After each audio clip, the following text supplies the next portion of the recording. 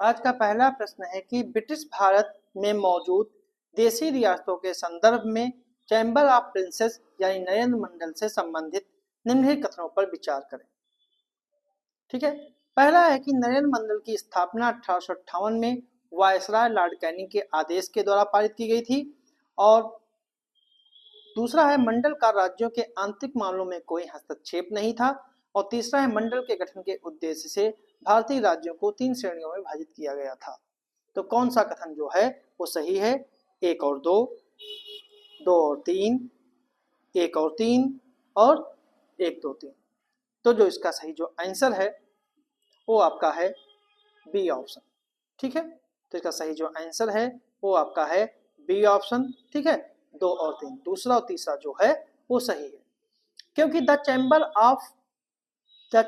Of Prince यानी नयन मंडल की स्थापना जो है वो 1920 में राजा सम्राट जॉर्ज पंचम के शाही उद्घोषणा के द्वारा की गई थी। इसका उद्देश्य जो था वो भारत की देशी रियासतों के शासकों को अपनी आवश्यकताओं आकांक्षाओं को ब्रिटिश औपनिवेशिक सरकार के सामने रखने के लिए एक मंच प्रदान करना। इसका अस्तित्व जो है वो 1947 तक बना रहा, इसलिए पहला कथन जो है वो सही नहीं है। मोंटफोर्ट सुधार जो है 1921 में हुआ था। मोंटफोर्ट सुधार 1921 की सिफारिशों के अनुसार चैम्बर ऑफ प्रिंसेस यानी नयन मंडल की स्थापना एक परामर्शकारी और सलाहकारी निकाय के रूप में की गई थी। इसका रियासतों के आंतरिक मामलों से कोई हस्तक्षेप नहीं था और मौजूदा अधिकारों और स्वतंत्रता के संबंधित मामलों पर चर्चा करने की कोई शक्ति प्राप्त नहीं थी, इसलिए दूसरा कथन इसका जो है सही है। नयन मंडल के गठन के उद्देश्य से भारतीय रियासत को 3 श्रेणियों में विभाजित किया गया था। पहला था सीधे प्रतिनिधित्व वाली रियासतें जिनकी संख्या जो थी वो 109 थी। प्रतिनिधियों के माध्यम से प्रतिनिधित्व करने वाली रियासतों की संख्या जो है वो 127 थी। और तीसरे प्रकार की रियासतें वो थी जो सामांतिक जोतों या जागीरों के रूप में मान्यता प्राप्त रियासतें थी, इसलिए इसका तीसरा कथन जो है वो सही है। मैं दूसरा और तीसरा सही है, पहला कथन जो है वो गलत है। अगला प्रश्न है, इसे भारत में अंग्रेजी शिक्षा के मैग्ना कार्टा के रूप में माना जाता है, जिसने जन शिक्षा पर सर्वप्रथम जोर दिया और शिक्षा प्रणाली के व्यवस्थित पदानुक्रम की अनुशंसा की। उपयुक्त वर्णन निम्नलिखित में से किसे सर्वोत्तम रूप से व्याख्यात करता है? पहला है लॉर्ड मैकाले का संस्मरण पत्र, दूसरा है वुडविच पैच, तीसरा है एडिसन आयोग और चौथा है सैडलर आयोग। तो जो इसका सही जो आंसर है वो आपका है बी ऑप्शन, वुडविच पैच। ठीक है, वुडविच पैच जो है ये 1854 में आया था और चार्ल्स वुड जो थे एक ब्रिटिश उदारवादी नेता थे और एक संसद के सदस्य थे, जो चांसलर ऑफ द एक्सचेकर के रूप में सेवा प्रदान करते थे। बाद में वह ईस्ट इंडिया कंपनी के बोर्ड ऑफ कंट्रोल के अध्यक्ष बन गए और वर्ष 1854 में लॉर्ड डलहौजी को वुड्स डिस्पैच भेजा। इस डिस्पैच के अनुसार प्रत्येक प्रांत में शिक्षा विभाग की स्थापना की जानी थी और लंदन यूनिवर्सिटी के मॉडल के आधार पर बंबई, कलकत्ता, मद्रास जैसे बड़े शहरों में विश्वविद्यालय की स्थापना हो। और बाद में पंजाब में 1882, इलाहाबाद में 1887 में और अधिक विश्वविद्यालयों की स्थापना की गई। प्रत्येक जिले में कम से कम एक सरकारी स्कूल खोला जाना था और संबंधित निजी स्कूलों को सहायता अनुदान के रूप में दिया जाना चाहिए। भारतीय मूल निवासियों को उनकी मातृभाषा में भी प्रशिक्षण दिया जाना चाहिए। वुड डिस्पैच को भारत में अंग्रेजी शिक्षा का महाधिकार पत्र या मैग्ना कार्टा कहा जाता है। अगर लॉर्ड मैकाले का संस्मरण पत्र की बात करें तो यह पत्र जो है 1835 में आया। यह प्रसिद्ध स्मरण पत्र परिकल्पित था कि सीमित सरकारी संसाधनों को केवल अंग्रेजी भाषा के माध्यम से पश्चिमी विज्ञानों साहित्यों का शिक्षण करने के लिए समर्पित किया जाना था। लॉर्ड मैकाले का मानना था कि भारतीय शिक्षा यूरोपीय शिक्षा की तुलना में निम्न स्तरीय थी। जहां तक समकालीन अवस्था में भौतिक और सामाजिक विज्ञान का संबंध था, यही तथ्य सही था। सरकार ने शीघ्र अपने स्कूलों कॉलेजों में अंग्रेजी को शिक्षा का माध्यम बना दिया और प्राथमिक स्कूलों को की बड़ी संख्या के स्थान पर कुछ अंग्रेजी स्कूल और कॉलेज खोले, जिससे जन शिक्षा की उपेक्षा की गई।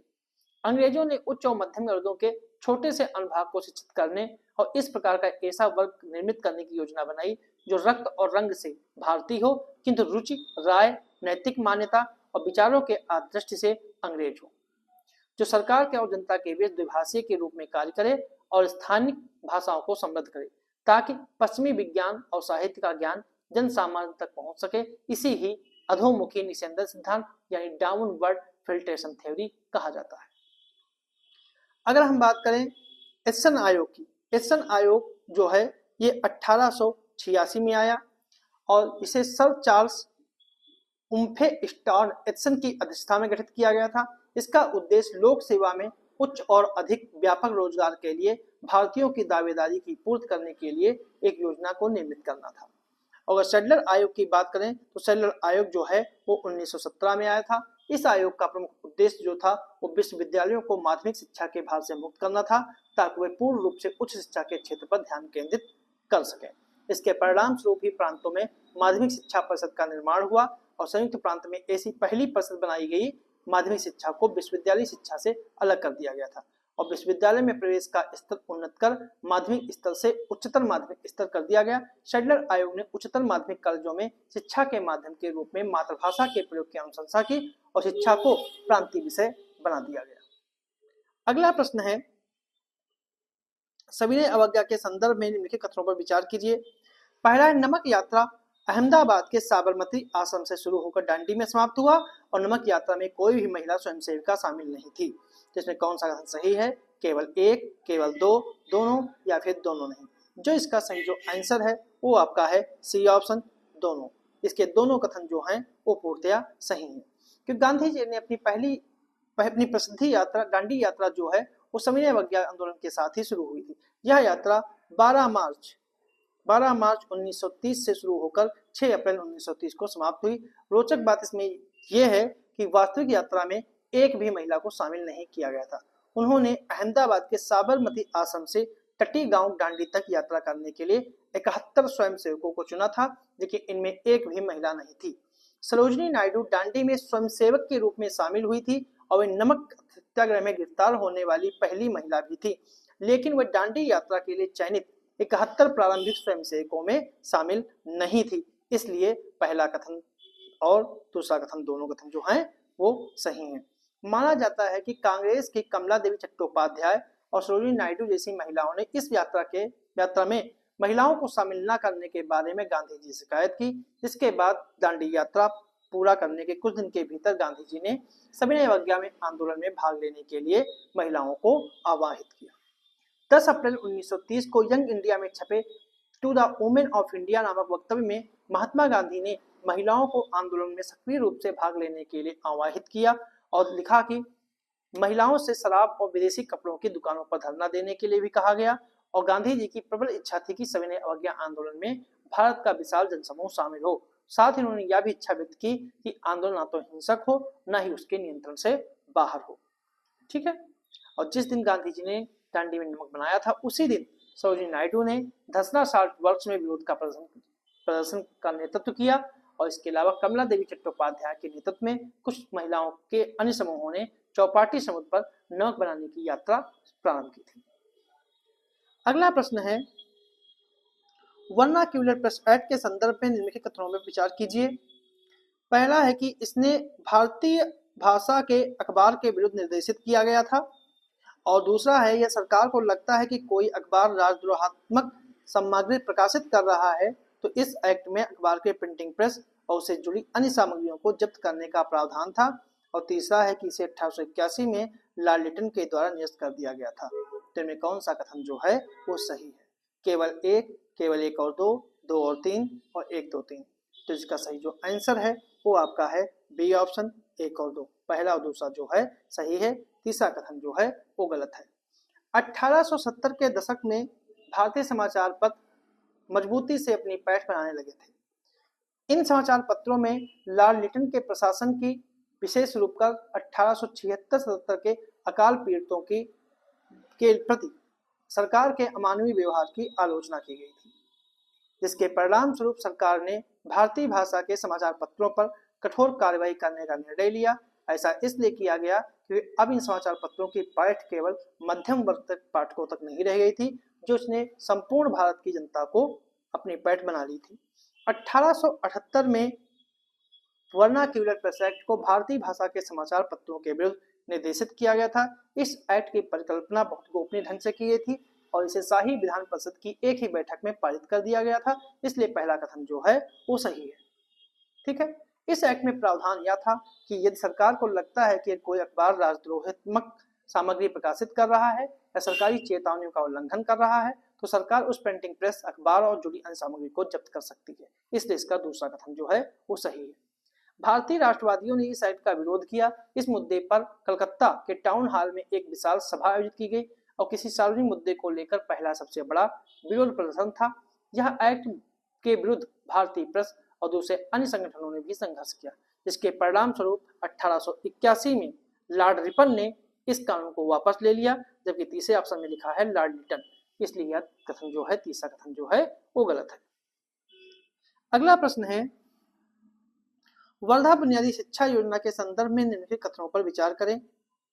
ठीक है, कि पहला है इसे जाकिर हुसैन की अध्यक्षता वाली समिति के द्वारा तैयार किया गया था, और दूसरा है इसने शिक्षा के माध्यम के रूप में मातृभाषा को प्रस्तावित किया था। तो इसका कौन सा कथन सही है? केवल एक, केवल दो, दोनों या फिर दोनों में? जो इसका सही जो आंसर है वो आपका है सी ऑप्शन। इसके दोनों कथन जो हैं वो पूर्णतः सही है। अक्टूबर 1937 में अखिल भारतीय राष्ट्रीय शिक्षक सम्मेलन का आयोजन किया गया। इस सम्मेलन में महात्मा गांधी के द्वारा किए गए प्रस्ताव को स्वीकार करने का संकल्प किया गया। इस प्रस्ताव में प्रावधान था कि राष्ट्रव्यापी स्तर पर मातृभाषा के माध्यम से 7 वर्ष के लिए निःशुल्क और अनिवार्य शिक्षा प्रदान की जानी चाहिए, और साथ ही इस पूरी अवधि में शिक्षा की प्रक्रिया किसी न किसी प्रकार के शारीरिक और उत्पादक कार्य के इर्द गिर्द होनी चाहिए। इसके बाद डॉक्टर जाकिर हुसैन की अध्यक्षता में एक समिति नियुक्त की गई। इस समिति ने 2 सितंबर 1937 की अपनी रिपोर्ट प्रस्तुत की और पहली व्यापक राष्ट्रीय शिक्षा योजना तैयार की और उसे पेश किया। इसे ही वर्धा योजना या बुनियादी शिक्षा के रूप में जाना जाता है। इसलिए पहला कथन सही है। 22 और 23 अक्टूबर 1937 को आयोजित वर्धा शिक्षा सम्मेलन में 3 बुनियादी प्रस्ताव पारित किए गए। पहला, 7 वर्षों के लिए राष्ट्रव्यापी निःशुल्क और अनिवार्य शिक्षा। दूसरा, शिक्षा का माध्यम मातृभाषा होगी। और तीसरा यह था कि इस समिति का तीसरा जो प्रस्ताव था वो था कि इस प्रस्ताव में क्रियाकलापों के माध्यम से सीखने पर केंद्रित था। शिक्षा केवल डिग्री और परीक्षा के लिए नहीं बल्कि शारीरिक या उत्पादक के कार्यों के इर्द गिर्द केंद्रित होनी चाहिए। इस प्रणाली से शिक्षकों को पारिश्रमिक उत्पन्न होगा। और इस समिति ने स्पष्ट रूप से शिल्पों के रूप में कताई, बुनाई और कार्डबोर्ड और मत्स्य पालन का सुझाव दिया। इसलिए इसका सी ऑप्शन जो है वो सही है। अगला प्रश्न है कि 20वीं सदी की शुरुआत में किसान आंदोलन के संदर्भ में निम्नलिखित में से कौन सा सही नहीं है? ठीक है, 20वीं सदी की शुरुआत में कि एनजी रंगा अखिल भारतीय किसान सभा के पहले महासचिव थे। दूसरा है कांग्रेस ने फैजपुर अधिवेशन में किसान घोषणा पत्र को अपनाया था। और तीसरा है मालाबारी काश्तकारी अधिनियम 1929 को करपक संगमों के द्वारा आयोजित एक शक्तिशाली आंदोलन के बाद अधिनियमित किया गया था।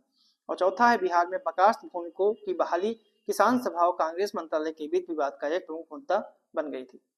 तो इसका सही जो आंसर है वो आपका है सी ऑप्शन कि मालाबारी काश्तकारी अधिनियम 1929 को करपक संगमों के द्वारा आयोजित एक शक्तिशाली आंदोलन के बाद अधिनियमित किया गया था। यही कथन जो है वो गलत है।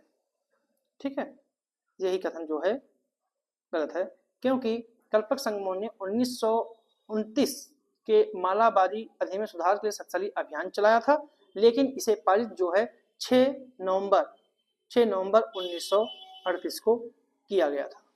ठीक है, अगला प्रश्न है, तो इसे थे हमारे आज के कुछ प्रश्न।